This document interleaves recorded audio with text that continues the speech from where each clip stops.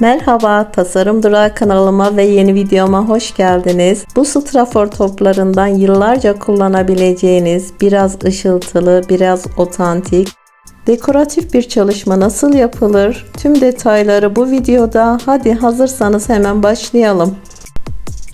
Strafor toplarınıza yetecek miktarda çimento ölçünüzü öncelikle belirlemelisiniz.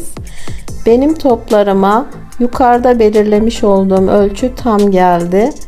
Top sayılarınıza göre eksiltebilirsiniz ya da çoğaltabilirsiniz. Akışkan kıvamda olması gerekiyor. Bu şekilde akışkan olmasına dikkat edelim. Eğer kıvamı koyu geldiyse suyla açabilirsiniz veya sulu geldiyse bir miktar çimento ekleyerek koyulaştırabilirsiniz. Hazırlamış olduğumuz ideal kıvamdaki çimento harcımızın içerisine toplarımızı öncelikle büyük toplardan başlayacak şekilde içerisine batıralım. Tamamen çimento harcıyla kaplayalım. Ballı lokma tatlısı yapalım arkadaşlar burada. Yani bu şekilde batıralım. Hepsini teker teker ve ballı lokma tatlısı gibi hazırlayalım. Biraz çimentolarını akıttıktan sonra özellikle poşet, muşamba, naylon bir yüzey üzerinde kurumaya bırakalım.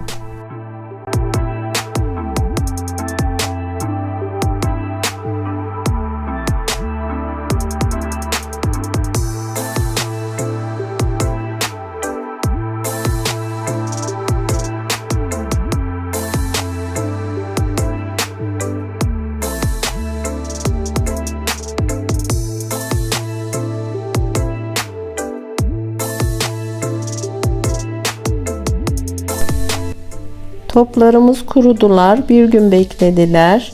Tekrar ikinci bir harç kıvamı yaptım. Yine akışkan bir kıvamda. Tekrar toplarımızı bu harca batırıyoruz.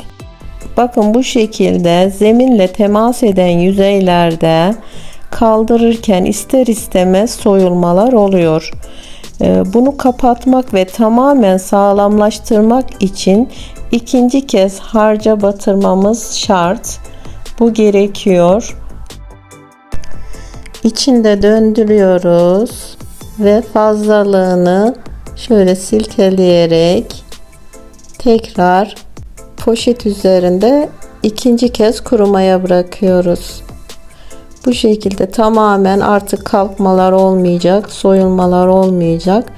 Tabii ki ikinci harcımızı diğer harcımızın 1/3 kadar hazırlarsanız yeterli olur arkadaşlar. Bunu da özellikle belirteyim. Zaten yüzeyimiz birincide harca doyduğu için daha fazla gidiyordu. İkinci harcımız hem kapatmak hem de ikinci bir tabaka oluşturmak amaçlı. O yüzden daha az miktarda, zaten burada da görüyorsunuz ölçümüz daha öncekine göre bakın 1/3 miktarda. Fazla harcı hazır kullanmayacaksanız israf etmeye de gerek yok. Bunlara dikkat edelim.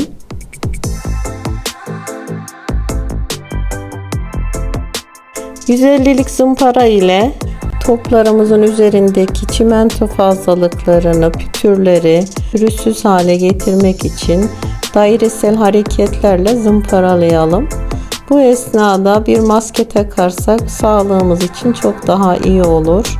Su içerisinde de zımparalayabiliriz ama ince bir tabaka olduğu için fazla su içerisinde daha derine gidebiliyor. O yüzden yavaşça ince bir zımpara ile nazikçe zımparalayalım arkadaşlar. Zımparaladıkça üzerlerinde kendine özel güzel dokular oluşmaya başlıyor. Ben bu dokuları çok sevdim. Boyadığımız zaman bu dokular daha da ortaya çıkacak. Biraz sonra göreceksiniz. Arkadaşlar burada önceden kalan birçok böyle gümüş, bakır, bronz, platin, koyu altın tonları var. Daha önceki çalışmalarımdan kalan. Yani biraz böyle ışıltılı boyamak istiyorum. Seçtim bazı renkleri. Yani hepsi çoğu bitmek üzere. bitmiş de olabilir içleri. Ne durumda bilmiyorum. Özellikle şu koyu bakırdan başlayacağım.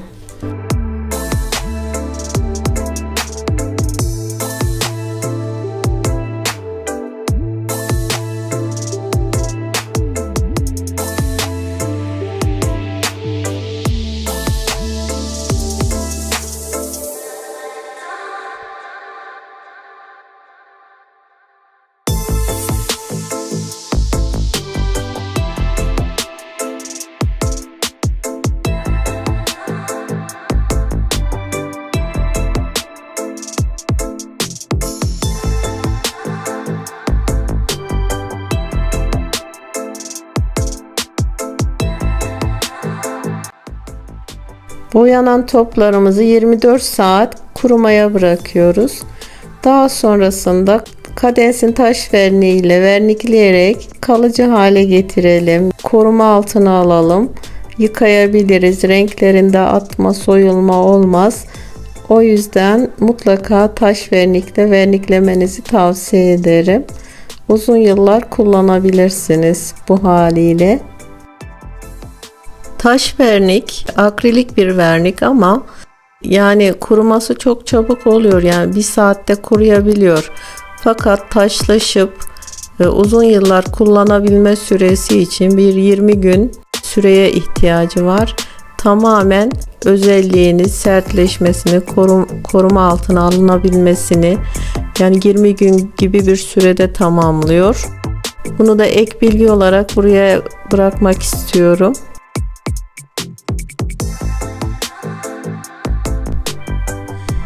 Evet, geldik finale. Burada daha önceden yapmış olduğum çer çöp saksım vardı arkadaşlarım. İçerisine düşünerek tasarlayıp yapmıştım ben bu dekoratif topları. Bunların içerisinde çok şık durduğunu düşünüyorum. Birkaç dekoratif alternatif ürün içerisinde de size ayrıca sunuyorum. Hangisi favoriniz olduğunu yorumlar kısmında yazarsanız, belirtirseniz hangisine daha çok yakıştığını ben de merak ediyorum. Sizlerin düşünceleri benim için de önemli. Kararsız da kaldım diyebilirim. Bu konuda bana yardımcı olursanız sevinirim. Bu tarz videoları beğeniyorsanız ve devamının gelmesini istiyorsanız, abone değilseniz abone olmayı, beğeni ve yorumlarla da bana destek olmayı unutmayın. Yeni videolardan haberdar olmak için bildirim zilini aktif hale getirmeyi de unutmayın. Yeni videolarda görüşmek üzere. Sağlıkla kalın, hoşça kalın.